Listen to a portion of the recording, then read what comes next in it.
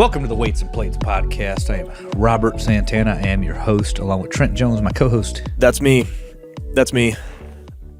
What's up, brother? How's life at 40 going for you, man? I mean, you know, the words of the great Kid Rock. I might be fucking 40, but you're fucking 41. Yeah. Well, you know, I don't know. I haven't been there. This is untraveled territory for me. So you gotta let me. You gotta be my guide. Does it, you know? I don't know about all that. What's another part of that song that was funny? He's like, I might be. What do you say? I'm surprised he didn't try to like rhyme that with like 40. You know, like a 40 ounce.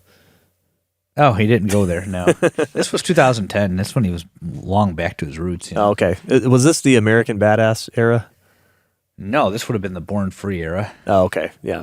Sorry, I'm not a scholar of Kid Rock.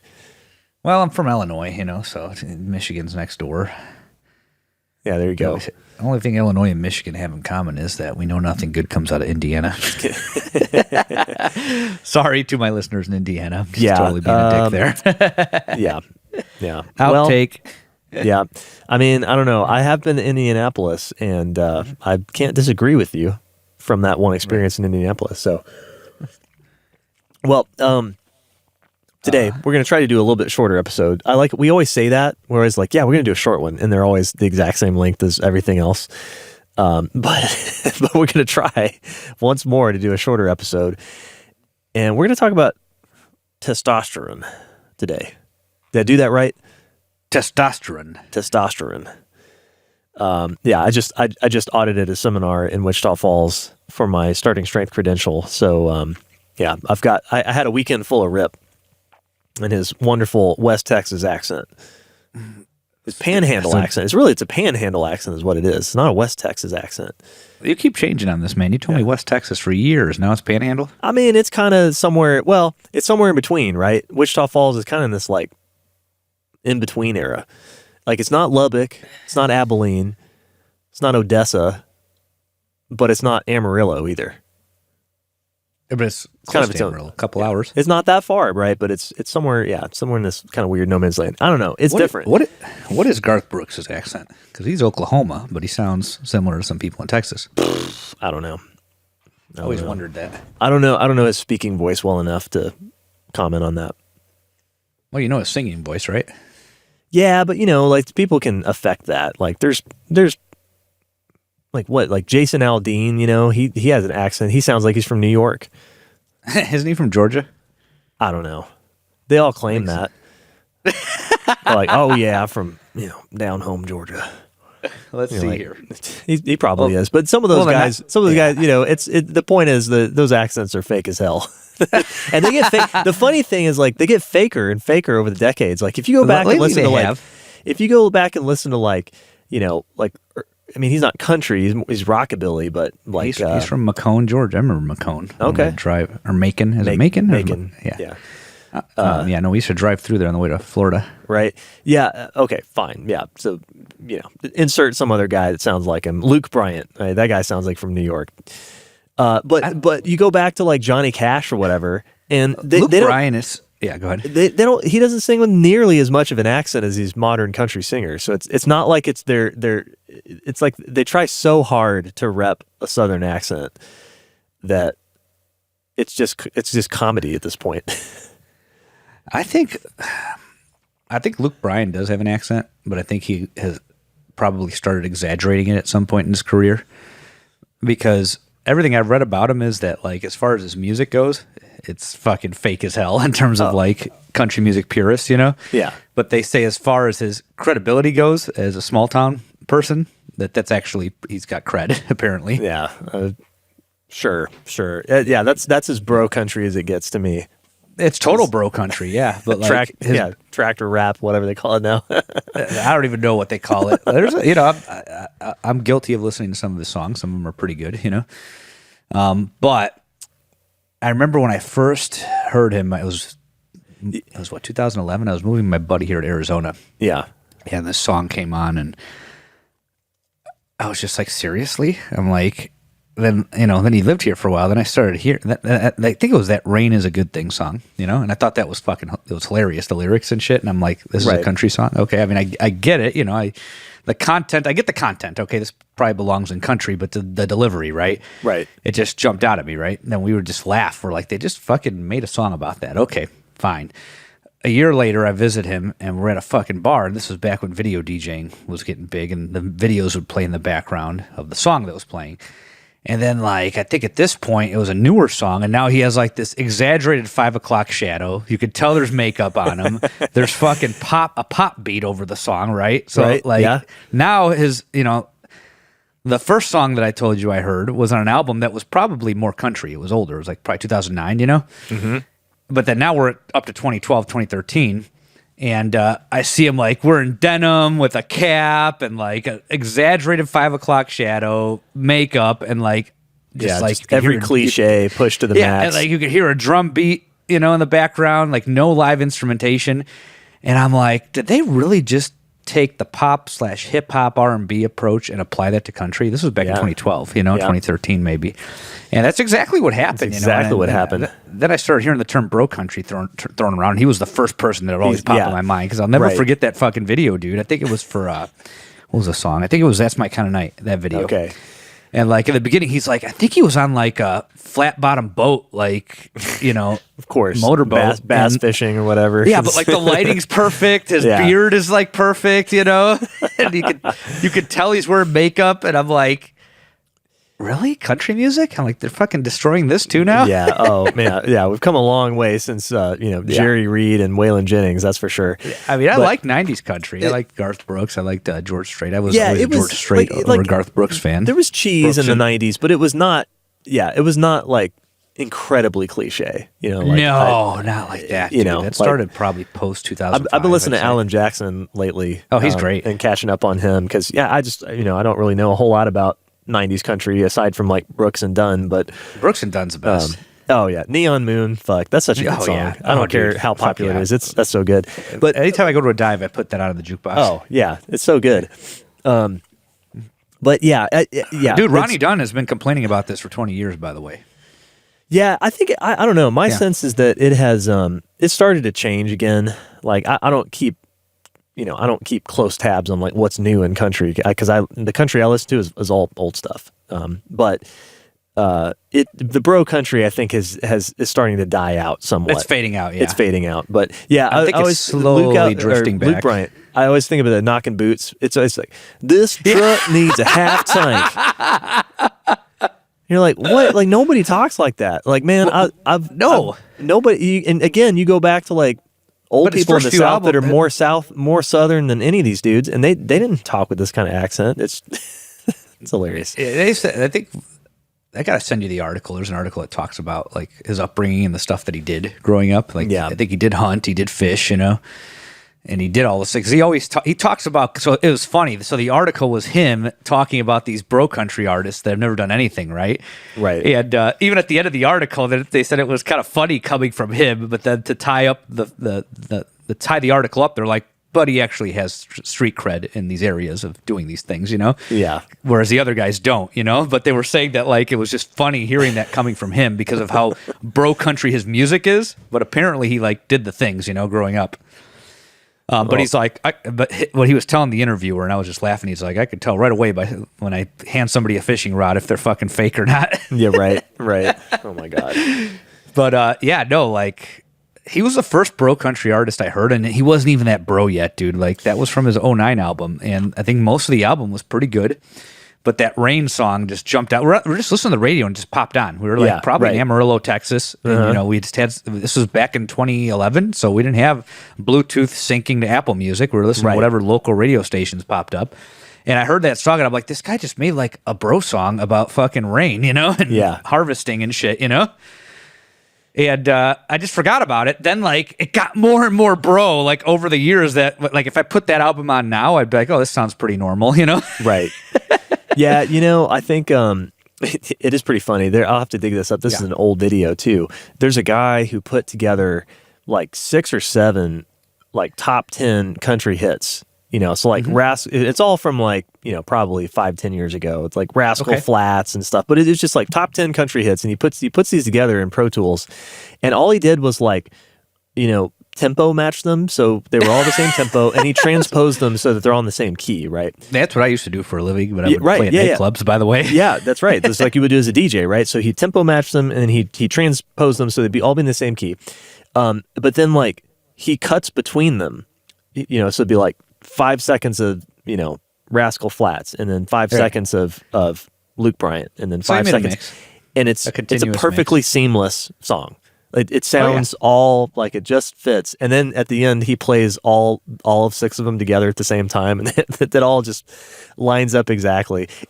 It's probably the same studio musicians. There's probably like the same 10 guys worked on every one of those albums in Nashville. Yeah, but it's pretty funny. I think that is changing. I mean, I live adjacent to Nashville, and there's a lot more going on in Nashville than just like bro country. But right, I think bro country. Notice that Luke Bryan has not had an album in like when was the last one? 3 years ago. It seems to be getting more organic again. But honestly, we should probably thank the bro country guys, because they just turned up every cliche about the South just to like the utter maximum, and that maybe that kept away some Yankees. Maybe, dude. So yeah, I don't know, but that's not what we want to talk about today. No, we want to talk about testosterone. Testosterone. So I've got a little story to kick us off here. I'm going to change some details. Okay. But I recently heard about someone who is they're not in the starting strength world that we're in, but they they coach people, and they're kind of into like powerlifting and stuff. So it's adjacent to what we do. They lift barbells.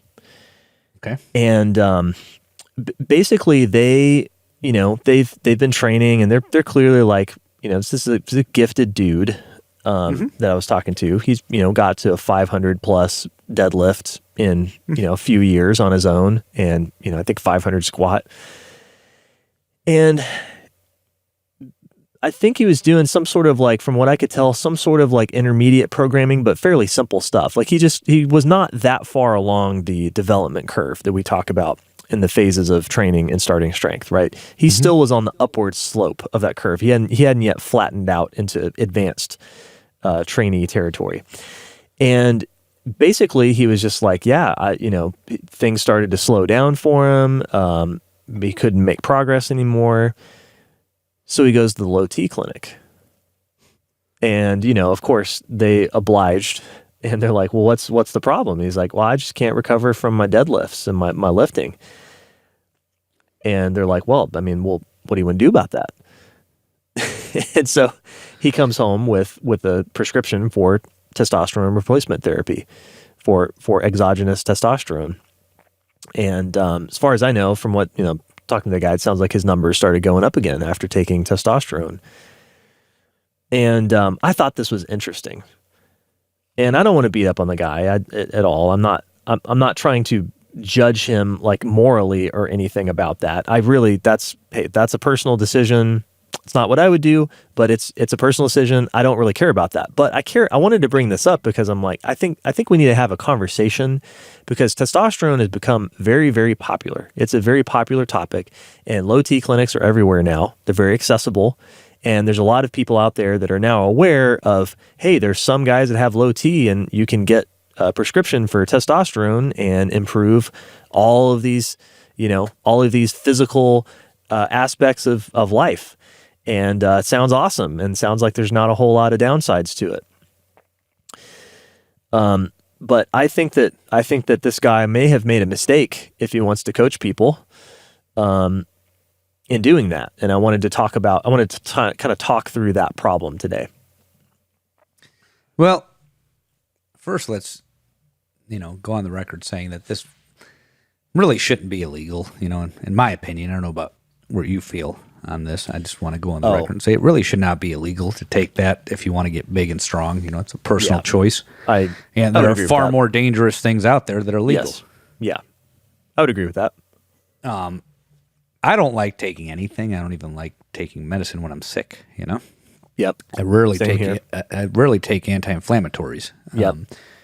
First time I took one for a long, extended period and a very long time was I had this elbow bursitis, and Dr. Morris asked me to try out some diclofenac, it's Voltaren over the counter, and I put the topical on my elbow and got the bursitis down in a pretty steady amount of time. But generally, I don't like to take stuff. That's why I don't take it. And also, I think it's important if you're coaching people to get stronger outside of a competitive realm, you're going to deal with more people that don't want to take drugs over people that do want to take drugs. Right. And you're going to run into problems that you have to figure out. And if you've resorted to steroid use, as soon as you run into a wall or a plateau, as they call it, then you've robbed yourself of the experience of having to troubleshoot these things. Now, this really comes back to why you're doing what you're doing. If you're lifting because you just really like lifting, you want to get big, jacked, and strong, and drugs are going to allow you to take that further, then, by all means. I personally cared more about coaching than my own lifting. I didn't have any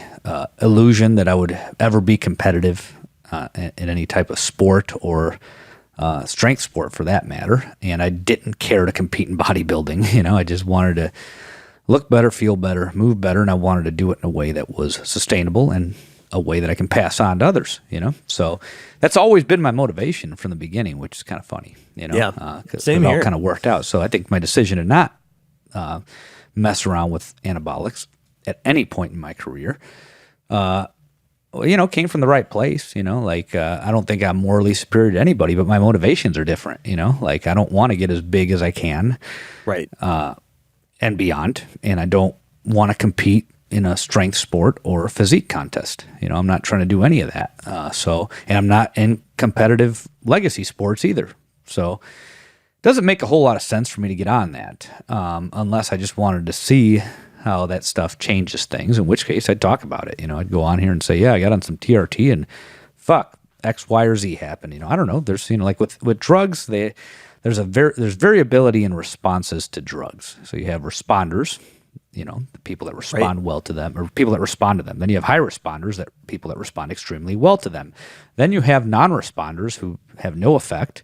And then you have adverse responders who have negative responses to the drug. And that's with any drug, and that includes anabolic steroids. So I don't know which one I would fall into because I haven't done them. But, there's this curiosity in me that's like, okay, if there's a justification to get on it because I have a hard time being compliant with things like that. I'd probably get on it and I'd talk about, if any, what changes, if anything, I'm an advanced lifter and I'm over 40, so I'm not going to, I would imagine I won't have the same response as a teenager or 25-year-old. A teenager should not be taking this shit, by the way, but they do. They do, and you see crazy results from it. It's stupid, but they do it. Right, yeah. And guys in their 20s take it. Guys of all ages take it, let's be real. Women take it too. And it just never made sense for me. So my argument is not so much moral, No. I generally don't like drugs in general for myself. But for me, it was, all right, this needs to be sustainable. I'm probably more reflective of my clients from the standpoint that, I factor health into the equation, and it's never been about competition other than, I want to beat my own logbook. I want to get a little bit bigger, a little bit stronger, but I also want to keep doing it. I just want to keep doing it. That's self-improvement, it's more self-improvement than competition, maybe. Absolutely, and it has been from the beginning. It has been from the beginning, so that's why I was never seduced by that. Right. There was one brief time where I was open to it, but I was in college, and what was this? Probably mid-2000s, 2005, 2006, maybe. And I was doing a lot of drinking back then, like a lot of college kids. I thought college was supposed to be like Animal House. My opinions on that have changed too. But I'm a health practitioner. I was going to a health-related field, and I knew that steroids were harsh on the liver, and given how much drinking I was doing, I'm like, I don't know about all that. Then also there's the hair thing. I didn't want to go bald, so I was always terrified of that. I was already terrified of the hair thing, but there was a point where I'm like, well, maybe. And then I'm like, I can't. I'm drinking too much too often. I don't want to fuck my liver up, And between those two things, it never happened. Then by the time I stopped drinking like a frat boy and became an adult, I didn't see a reason for it, to be honest. Right.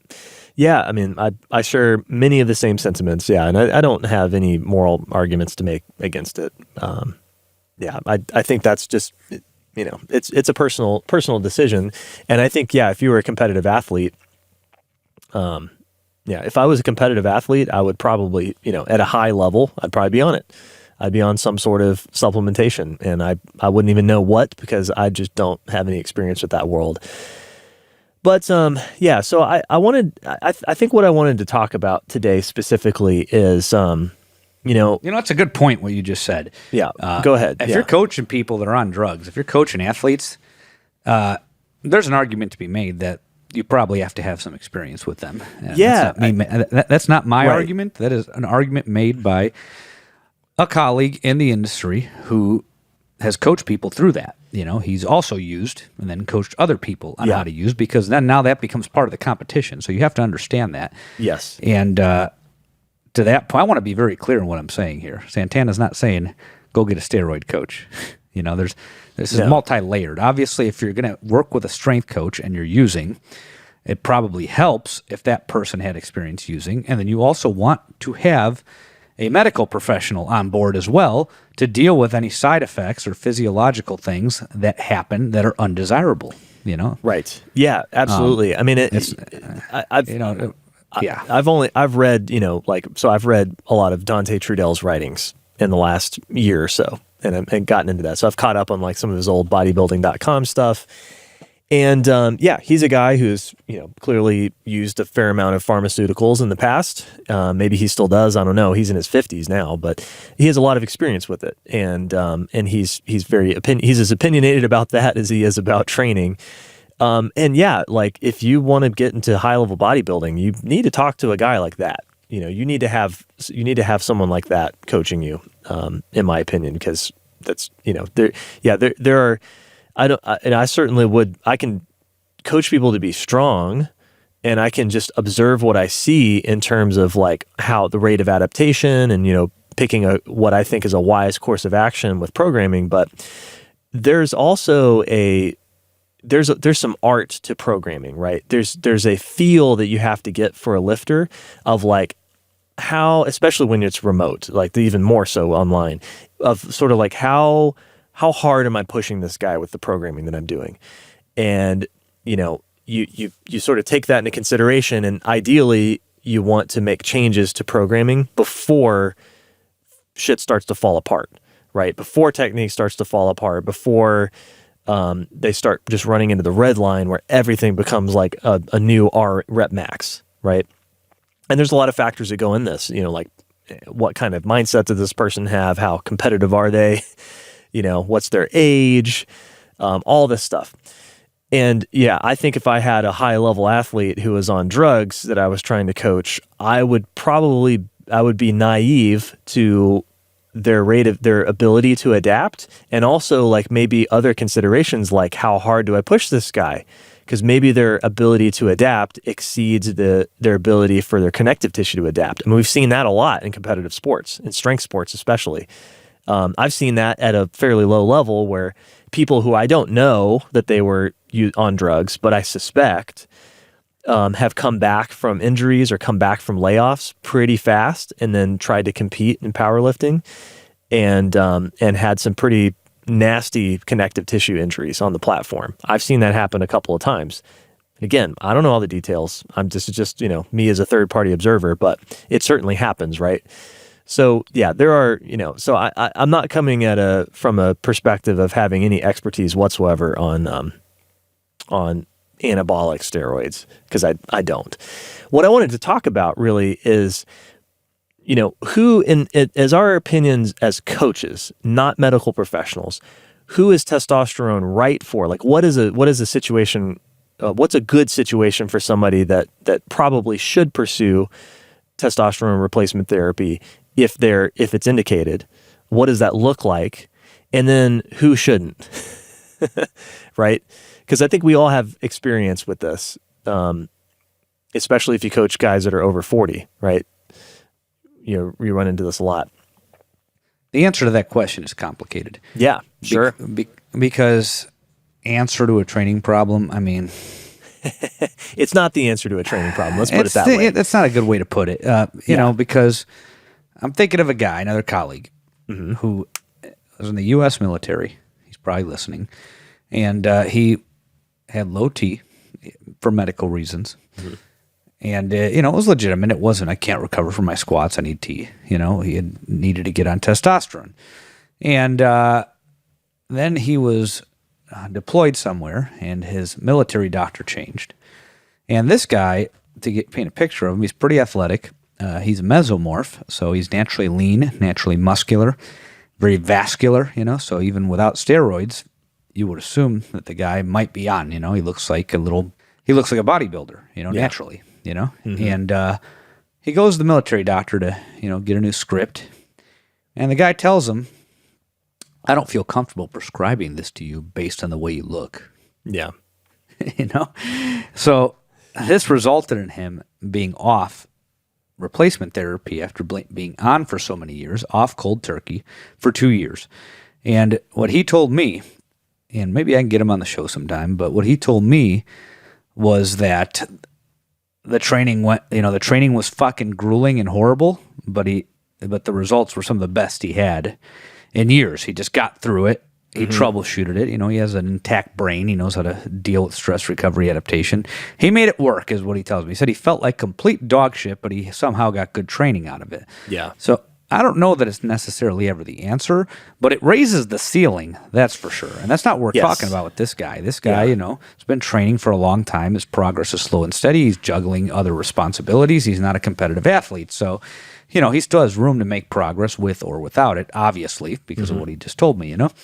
But the point is, it's not like, okay, your T's low and you feel like shit, therefore you can't get stronger. You can still get stronger. It's just, you know, not a very pleasurable experience if you have legitimately low T. And this guy was in the double digits. You know, that's how low it got because he went from being on to being off. And he still managed to work through it, and he had some of the best training of his life in terms of the outcomes. He just felt like shit, you know? So, you know, that's on one hand, you know, if you're a recreational lifter and you just have shit recovery, you could still get stronger. It's slower and it's, you know, you feel like shit. Okay. And you got stuff you got to work around. Now, if you're a competitive lifter and you're going into competition and let's say there's money on the table and you got to, you know, compete at a high level and your sport doesn't ban it, at some point you got to get on it, you know, because the other guys are going to get on it, you know? Yep. And if you can overcome steroid, you know, unless you're an outlier that can overcome all the steroid use in sports today, you know, but, you know, I don't know if that's happened and I don't know that that will happen. You know, that takes you to a whole nother level. Like think about guys on the Olympic stage. They've been on steroids a long time, people. You know, they just pop certain ones over other ones. Just like the whole Lance Armstrong thing. The guys following him were on a bunch of shit too, you know? Yeah, they had to like, Yeah, so my whole point is that you got the best of the best of the best of the best of the best.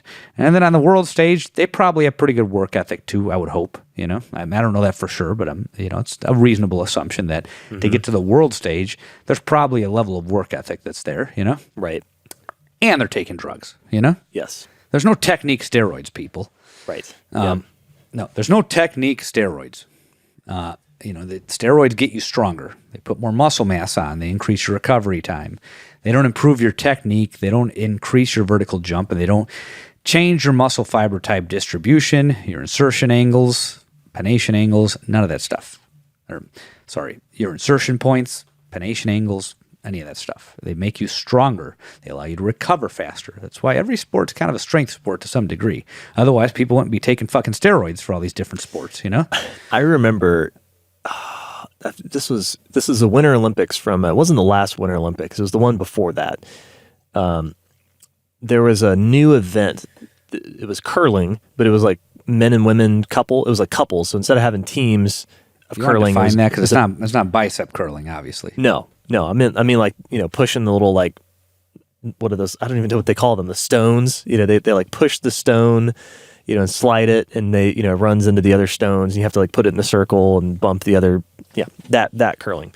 So normally it's done with like teams, and but they did a variation of it, which is you had one male, one female, and that's the team, and it's a head to head. So it's like a shorter game, and it's on ice. Yeah, it's on ice too. But yeah, so this is a male female. It was this duels, curling or whatever they called it. Anyway, Russia won, and later they got popped for steroids. And fucking then they curling. got banned from the Olympics. And curling, right? Mm-hmm. It's ridiculous. Yeah, that was pretty funny. Curling team popped for steroids, but Look, yeah. So people. to get back on track though. So let's talk a little bit about like what does low T look like? Like a lot of other things, to be honest. You want my honest opinion? I'm not a. Number one, when you're competing in a sport and you're trying to beat the other guy or reach your genetic maximum, at some point you have to use every edge that's available to you. And sorry to say, steroids are one of them. That's why people use them. And honestly, I say this because I'm leading to a broader point. The sport itself is probably worse for your body than a lot of these steroids. Now, I'm not saying all of them. That I'm not an expert on pharmacology or pharmacokinetics of each and every one of these drugs. But it's rather obvious that if you're in the NFL, right, where you don't hear about them quite as much because, I would hope that, I have my issues with professional sports these days, but I think somebody that's at the top there has enough sense to know that these guys are probably going to get more hurt not being on them. Right. And the sport's going to be a lot less entertaining with them not being on them. So it's a lose-lose, you know? Yeah. Some of these drugs, like growth hormone's famous for this, help with healing injuries, recovery, increasing bone density, So an argument to be made is that being on these drugs not only enhances performance to a level beyond what is possible without them, but it also probably prevents injuries when you're performing at a level that high, depending on which drug we're talking about, right? Again, I'm not an expert on any individual drug. I generally know what some of these things do, I know that testosterone builds lean body mass, reduces fat mass, and there's various analogs of that people take. That's what people commonly refer to as steroids. Mm-hmm. And then you have growth hormone, which people take as well. Barry Bonds was famous for this. That has a lot of there's a lot behind that one that is associated with improved recovery. I know people that have reported taking it to recover from various injuries. And then you have insulin, which is taken by diabetics to lower blood sugar when it's high. These bodybuilders like to take it because it helps shuttle nutrients into the muscle faster, so they're able to partition nutrients more efficiently. The trade-off with that is that they can become insulin resistant long term. They get the big roid guts, as people see. But again, we're not diving into what all these different drugs do. The point is that in professional sports, I want to put bodybuilding and physique contests aside because there's different risks associated with that, given that they often take a lot more compounds than other athletes. At least that's what I think. I don't know. I haven't gotten an inventory of what different athletes take, but bodybuilders take steroids purely to build as much muscle and minimize the amount of fat they put on. Right. So one could surmise that they probably have to take more steroids than a baseball player, because a baseball player just wants to perform better at baseball. May not need as many, as a bodybuilder. I would think not. It's a logical assumption to make without being an expert. But I could be wrong. We need to bring somebody on that knows more about this. However, my point is getting sacked by 4 300-pound linemen is probably worse for you than taking some testosterone. That's not me making a definitive statement, by the way. We're not medical professionals here. But that's an obvious thing. Right. Think about it. 3 6'5", 300-pound men jumping on top of you, including your head. I know you have a helmet on, but it still ain't going to feel fucking good. Have you looked at the concussion rate in NFL? Right. Especially going back before the rules got stricter. Mm-hmm, mm-hmm. Right? They're still getting hurt, right? Getting thrown up in the air and falling, at a high velocity. Yeah. Right? Boxing, getting punched in the fucking face. Do I give a fuck if a boxer is taking testosterone? Why should I give a fuck about that? Right. You know? Yeah. He's getting punched in the fucking face, you know? with a lot of force. Yeah. Think about it. Yeah. These guys probably have the strength and power of a major league pitcher with a longer reach, you know? So imagine that. A guy who's probably, I don't know for sure. I don't know if they've ever had boxers pitch, but it's safe to say they could throw a pretty fast fastball if they wanted to. The guys that are gifted for boxing, right? Oh, yeah. Right. They're explosive. They're hitting you with high force production at a fast rate, right? In the fucking face. What the fuck do I care that they're taking a little testosterone? That they've signed up for the sport. If you're going to ban testosterone, ban the fucking sport. Right. The brain damage that fucker's going to get, he knows it. Yeah. That's why, he's doing it. These guys aren't stupid. Right. You could take somebody with a low IQ and ask them, if you get hit in the face a bunch of times, do you think that's good for you? Right. Yeah. Like, obviously, you're getting hit in the face a bunch of fucking times, or a pitcher throwing 100-mile-per-hour fastballs thousands of times over a career. Do you think he doesn't know that's bad for his shoulder, but you're worried that he's taking growth hormone? Right. How long is that shoulder going to last without it, right? Yeah. So these guys are putting their bodies through punishment before they ever touch a needle. Let's take it back to before these things were rampant, Playing any of these sports, natty, is really bad for your body. Natty's what the internet calls people that don't take steroids. It's short for natural, for those of you who aren't aware. I think everybody's aware of that. But if you're playing any professional sport, natty, at the pro level, it's already bad for your fucking body, probably worse than the fucking steroids, I would agree with that. So I need to make that point very clear because, it's cheating. No, it shouldn't even be disallowed, first of all. Yeah. It should be permitted under the rules because what you're subjecting these people to physically is worse than some of these fucking drugs. Right.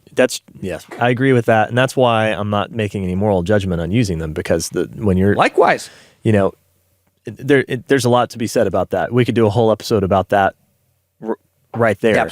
Absolutely. That's an important point to make when talking about this, though. Yeah. As soon as you start banning things too, what you do is you create asymmetry in the playing field. So if the point of banning steroids is to make a more level playing field, then you got to realize that you start banning them, and that means that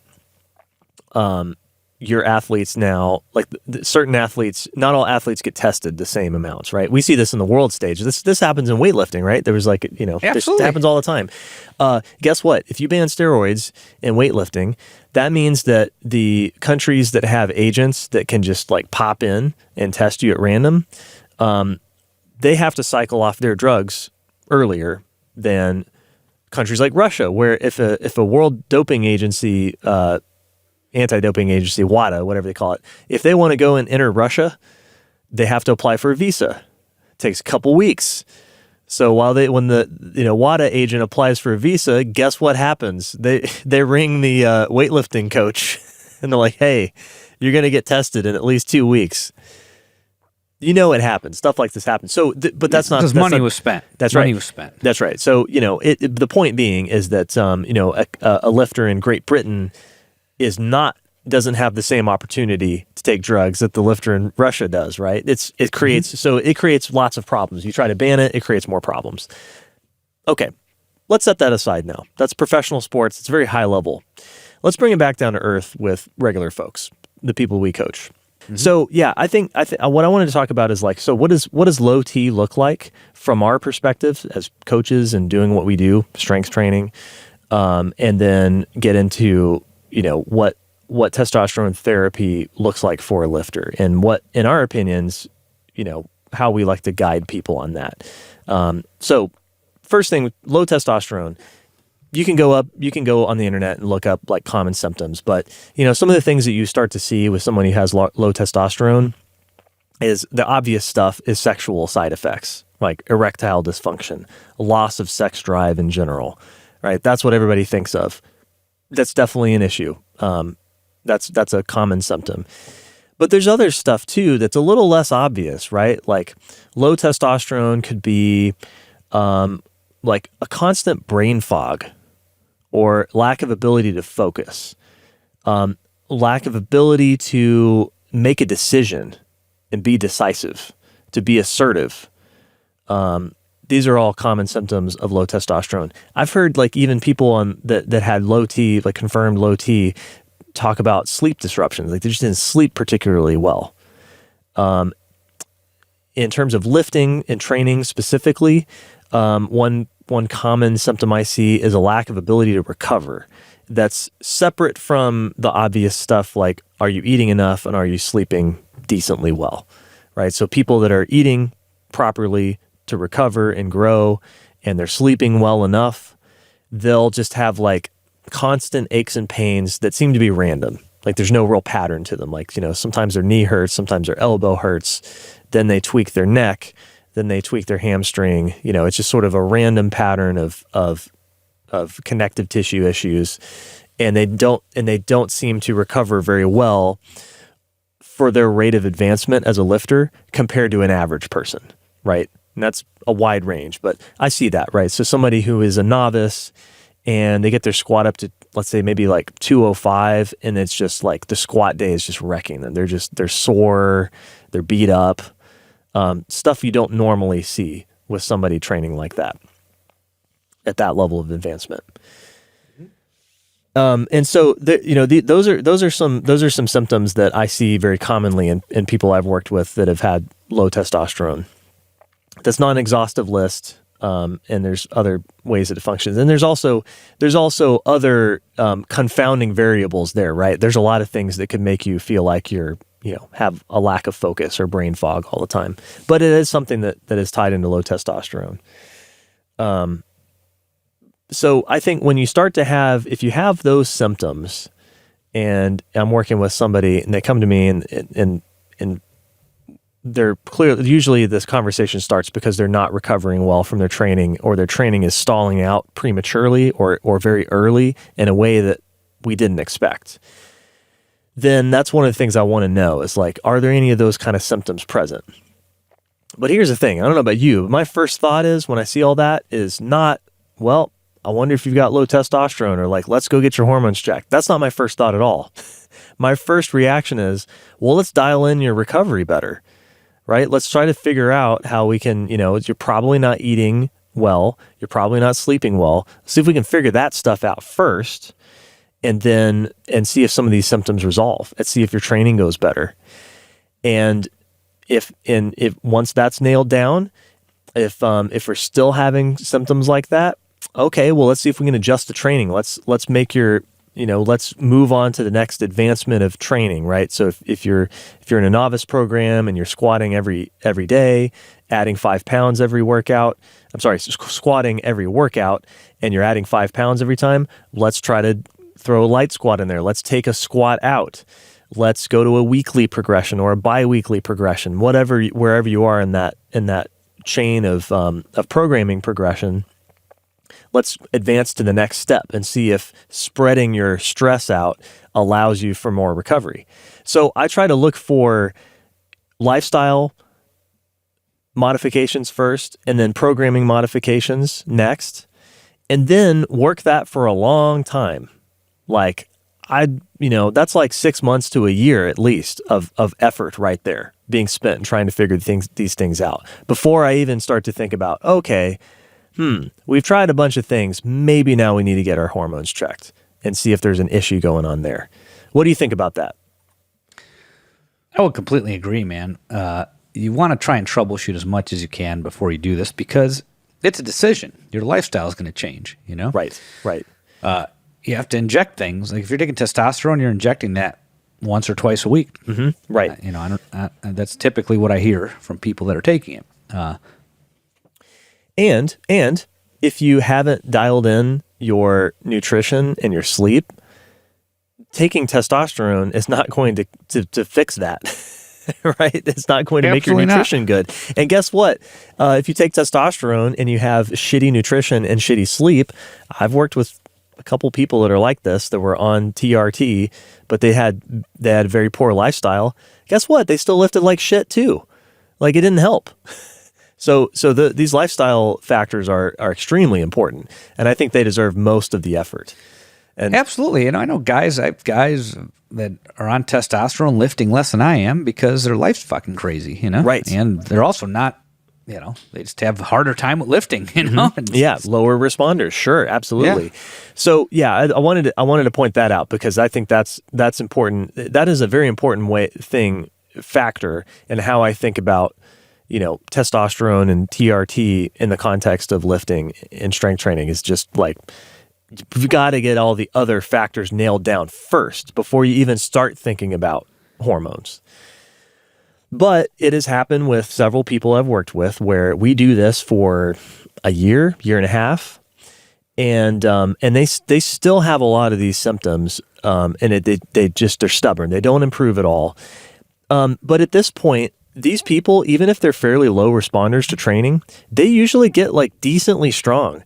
Like I had a guy that I've worked with the last couple years, and he is on testosterone replacement therapy now, but it was like a year and a half before we even considered that. And he still deadlifted 315. He still squatted in the high twos. He still benched 200. I forgot what he pressed because he had a neck issue pop up, but I think he pressed like 140 or 145. So this guy, like for an average person, this guy achieved some pretty decent lifts with very low testosterone, and he's a low responder too. This guy's just not a very good athlete. He's definitely a standard deviation or two below average. But the guy still pulled 3 plates off the floor, right? He worked his ass off to do it too. So that's another thing too, is like the effort level in his program was there. So he did a reasonable job of dialing in his nutrition, his sleep. It's not perfect, but he did a reasonable job of improving that. And then he worked his ass off in the gym. And he really gave it everything he had, and he did push his strength up to a decent level, again, compared to your average person off the street. So then, after all of that effort, after having these symptoms I was talking about earlier, then he started to consider TRT, and that was because I prompted him. I said, you know what? I really think you should get your hormones checked and just see if there's something going on there that could be interfering with your recovery. That could be because, especially with like random aches and pains this guy would have and like connective tissue tweaks that just would pile up, and he'd be sore, for a long time, or he'd have, tendonitis pop up. It's really more tendonitis than soreness, but he would have soreness sometimes. So after that, I was like, I think you should get your hormones checked. Let's just see if there's something going on there. And also, like, we would know that he had done everything under his power to improve his natural testosterone levels going into this. So he gets his hormones checked, and his testosterone is like 200. This guy's in his early 40s. Okay. Early mid 40s, right? It's like 200. I forget what his free was, but it was very low. It was like 15 or 19 or whatever. So then that started a conversation of like, well, are you interested in testosterone therapy? That's when you need to go seek a professional out. But that's the way I look at this as a coach, is if I suspect that's an issue, I want to exhaust every avenue possible, and I want to see a very high level of effort with their training before I even bring it up. I won't even bring it up until we've done that. You can't drug your way out of a bad lifestyle. No, absolutely not. And I'm of the same opinion. You want to tighten up everything you can, all the factors you can control before you resort to that, because my understanding is once you start down that path, there's no getting off of it. That's right. And that's technically there is. There is, but there's no guarantees there. And in general, my understanding from doctors, people using it, and other professionals that know more about this than I do is once you're on that path, there's no coming back. And just think about it. You get older, it gets lower, Right. So the chances of getting decent production, if you've started, let's say, at my age at 40 and you decide at 50 you want to get off of it, you're probably going to be right back on it, Right. Yeah. So that's a commitment, and I've thought about it that way, it's a commitment. Yes. You're committing you're changing your lifestyle. You're adding another variable, it may not be a big deal to some people, but you're adding another variable, another expense. There's a lot to think about. So right. Yes. You want to make sure that everything else is tight before you go to that. And if you're a coach and you're going to be coaching people that are never going to use, which I would say is most people, troubleshoot this stuff, get pretty fucking advanced before you start fucking with that. Because Yes. how are you going to help people? You know, so, you know, you get a guy to intermediate and his neck hurts or his back hurts or his elbow hurts. You know, what are you going to do? You know, tell him to get on testosterone. And he says, no, fuck that. Okay, Right. now what? You Now know, what? Yeah. Why is he struggling so much with 325 on a deadlift? Yeah. Well, it's not that heavy.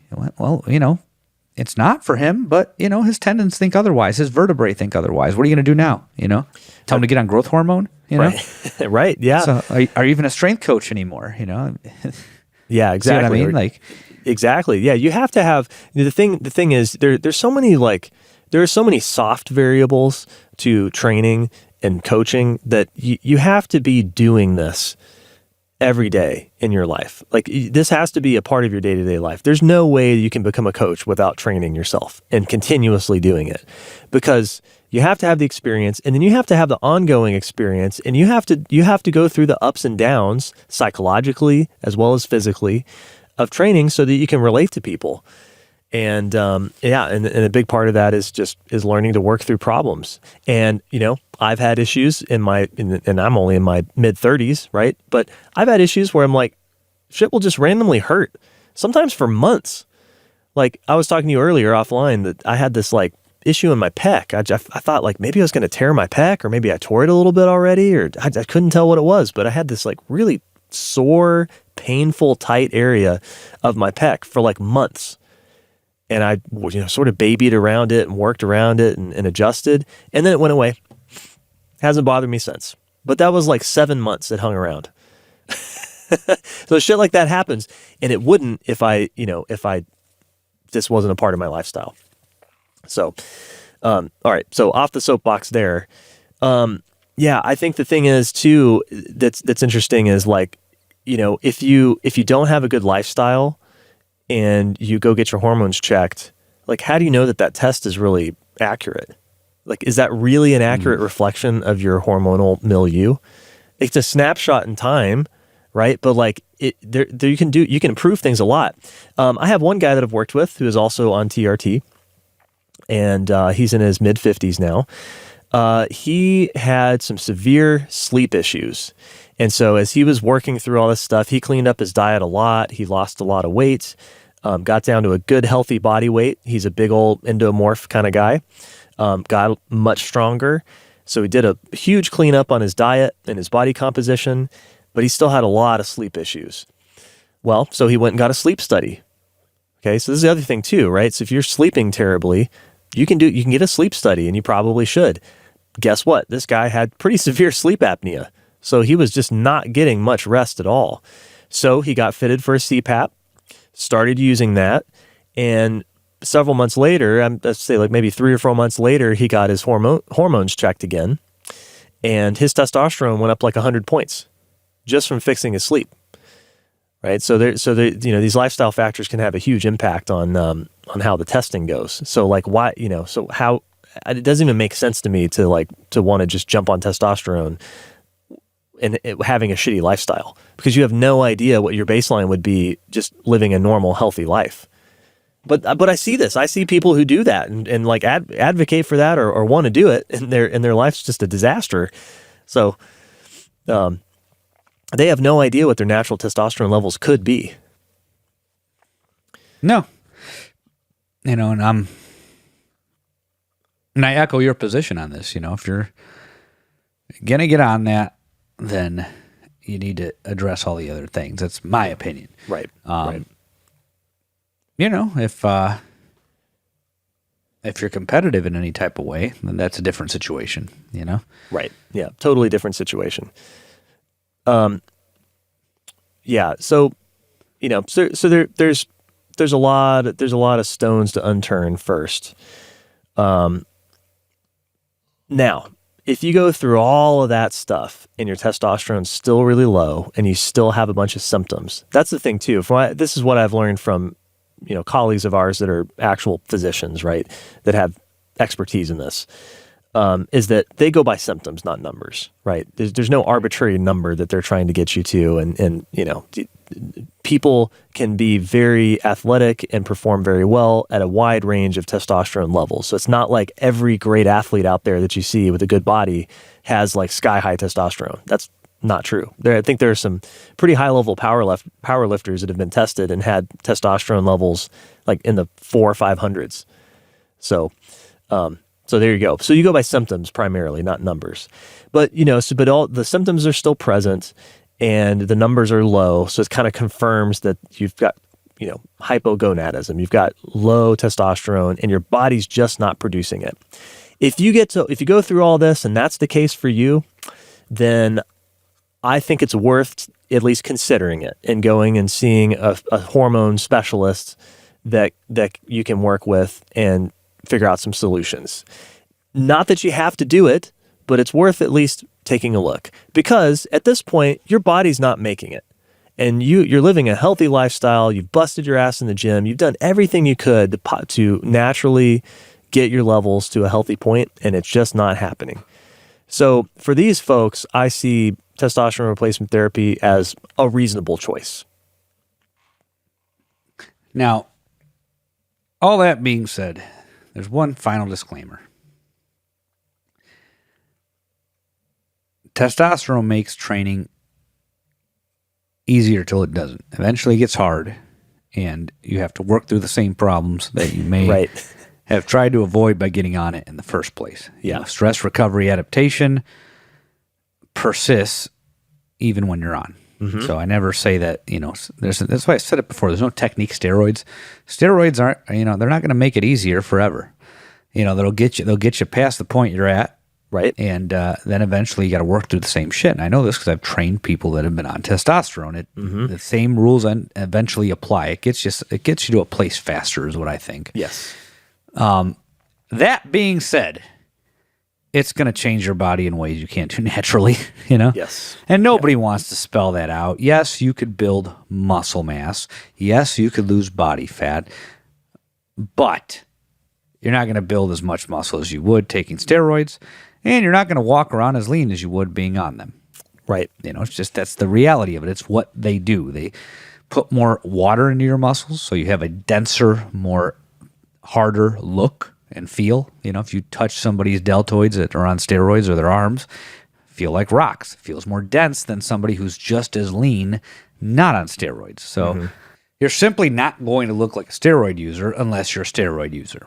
These guys, like I said, you touch their arm muscle, right? Their bicep or their deltoid. It's like rock hard, dense muscle. Training ain't going to do that. I learned this the first time I got super lean. I was working with a coach who had done physique shows. And I'm like, dude, seeing all these muscles, all this vascularity. Why is my delt still soft? Why isn't it hard like, these other guys? Oh, dude, because you're not on drugs. And it's like an eye-opening moment for me.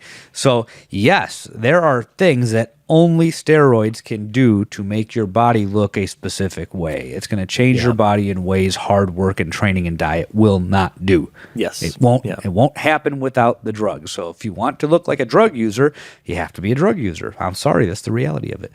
But you can look pretty damn good without it, and people can tell. People say you can tell when somebody's had certain plastic surgeries. You can tell if somebody's on steroids. Just right. You don't. And human beings don't look like superheroes. Right. And I would say too, it's important to note here that there's a big difference in the dosage. Right. So typical TRT dosages that I've seen are like 100 to 200 milligrams a week. Really on the low end of that, it's more like 100 to 150 is like those are the common sort of amounts that I have heard. And that's I'm sorry, I said milligrams. I think it's nanograms per deciliter is the more common way to say it.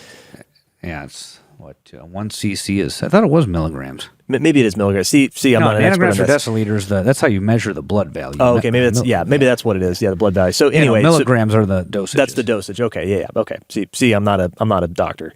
But yeah, it's more like 100 to 150. Whereas, I've heard, again, this is just like water cooler talk, but I've heard people in the industry that are coaches that are like the guys that are taking it. They might be taking 200 to 300, so not like super high amounts, but more than you would get from like just normal from a doctor prescribing you TRT. And then, of course, you have bodybuilders that are taking, as much, enormous amounts, right? They might take like a gram or 2 grams or whatever. Dorian Yates said he was on a gram of all of it combined, supposedly. Yeah, right. And yeah, so you hear these ridiculous numbers. So yeah, the effects are much more mild. The effects you just described are much more mild at the TRT levels. But it is true. Like I have a friend, not someone I coach, but I have a friend who recently got on TRT, and this guy is really into jiu-jitsu and has started lifting and had a lot of these low T symptoms. And he did get on, I think he's like 100 a week. So it's a very modest dose. And yeah, he had some belly fat around the middle. And this is a guy that like, the dude is just like super well conditioned, right? Because he rolls jujitsu all the time. Like that stuff is brutally hard. The guy's in great shape, but he had just kind of the spare tire look around the middle. That went away. That trimmed up after getting on TRT. Now he's not like huge and massive and jacked because he's a lean, lanky, guy. But the spare tire around the middle went away. I'm sure his traps look different and his forearms look different. Yeah, he definitely filled out in the upper body, and his results in the gym like definitely improved like hugely. He started making much faster progress in the gym on his barbell lifts, for sure. But it's not this like enormous difference, right? It's not like he'd be taking a gram and like getting yoked. He still looks like a lanky guy at the end of the day. But yeah, so I think here, like the last thing I want to talk about is like who should not do this, right? So, and we've kind of touched on that already, and that's that. I think that right now there's so much out there in the podcast land and elsewhere on YouTube. You can learn so much about TRT, and there's so many guys hyping it up and talking about it. From what I understand, the side effects are fairly low as long as you have them managed. You're going to a doctor and getting regular blood work. But there are some things we've pointed out that are disadvantages that I don't think get talked about a lot. Number one, you mentioned it. It's a lifestyle change. It's something you're going to have to do for the rest of your life. You're going to have to inject this, every week for the rest of your life, or take pellets, like a pellet suppository, or however there's different ways they do it. But that's a lifestyle commitment you're going to have to make for the rest of your life. Another thing that doesn't get talked about a whole lot, but is a potential issue, is that, we just saw a couple years ago during the pandemic, we just saw certain drugs that are essential for human functioning for some people go through major shortages. Like there was a time period where people were worried about getting insulin. Like there were drug shortages that affected it. If you need insulin and there's no insulin available, you're going to die. Right? It's a big problem. Well, testosterone's not that dire, but it could happen that testosterone is not available in the future, right? If you're going to take this for the rest of your life, that's a risk that for various reasons it could just be unavailable to you. Maybe it's a prescription problem, like your friend you were talking about. Yep. Maybe it's a drug shortage problem. Who knows? It's a potential risk. It could also be criminalized. It could be banned, right? Even like, the federal authorities could make it something that's a controlled substance that can't even be prescribed anymore. That's a very good point because they just did this. So, okay. A popular steroid or testosterone analog, Anavar is what the name was. Mm-hmm. The generic name was oxandrolone. Was popular in CrossFit circles and bodybuilding. It was known for putting on lean mass. People tended to be leaner when they were on it. I don't know much about how it exactly works. I know that a lot of CrossFitters use it or used it. A lot of bodybuilders use it too. A lot of powerlifters use it. But it got approved and authorized for use in 1984, I believe. You can check that sometime in the mid-'80s. And then last year, or the year before, it was recent, they decided that there wasn't enough evidence for its effectiveness, so they withdrew authorization 40 years later. So this has already happened. Okay. Obviously, we both know, and anybody listening to this that's been around this shit knows that it's highly effective. Yes. But, they decided, it doesn't work. Right. Their political winds can change. Let's just put it that way, right? And that affects the legal status of drugs too. So there are some risks besides just the side effects, the potential side effects of testosterone that you need to consider. And I think that I would, if somebody, so let's go back to our low T guy that has busted his ass in the gym, has really done a good job of managing their other lifestyle factors, and they still have low testosterone. If they went through all that and they're like, you know what, I don't want to get on it. I understand it could be better. I'd rather not. I would completely understand. I totally understand that, and I would support that. Because I don't discount those factors. And if somebody's like, you know what, I don't want to commit to that lifestyle change, and I'm worried about future availability and all that kind of stuff, cool. And I think you should really, if you are in that situation, I think you should really give that some thought before you hop on. I would agree. Yeah. The other thing too is kind of interesting, and I'll just say this as an aside, is actually one of the clients that has recently has gotten some, it's not testosterone replacement therapy because he's not on testosterone.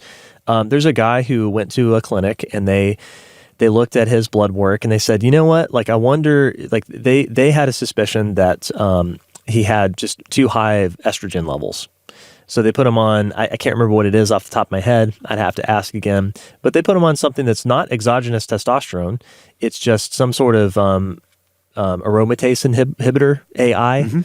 And so it's basically there to, I guess, reduce production of estrogen, which for men, obviously, if you produce too much estrogen, that's a problem.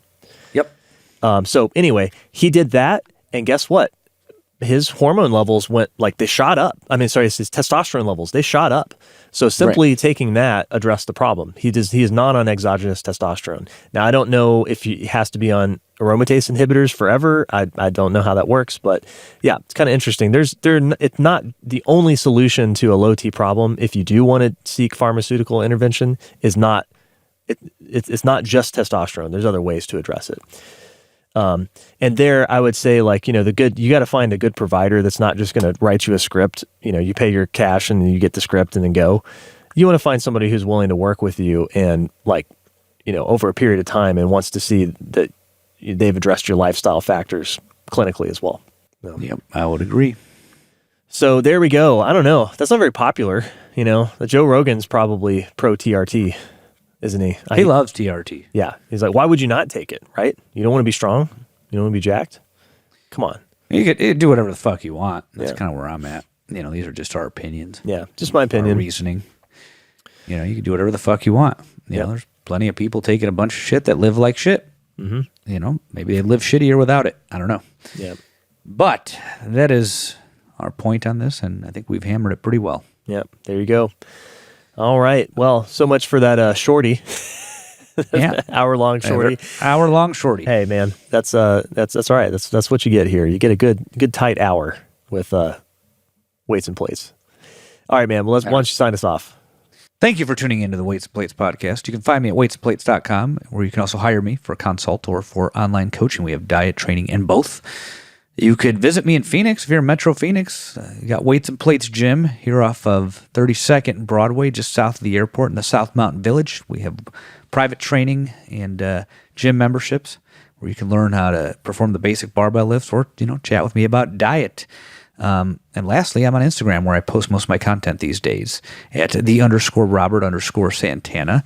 The gym has one at weights, _and _plates. And you can find us on YouTube where you should subscribe. I've just finished uploading all the old episodes, and we're about to drip in the last 11 episodes that were all video-based, with the exception of 78, at youtube.com/@weights_and_plates. Yep, there you go. And you can find all those links down in the description, whatever podcast player you're using. They're there for every episode. You can also find the links there for me on Instagram at marmalade_cream. That's my handle on Instagram.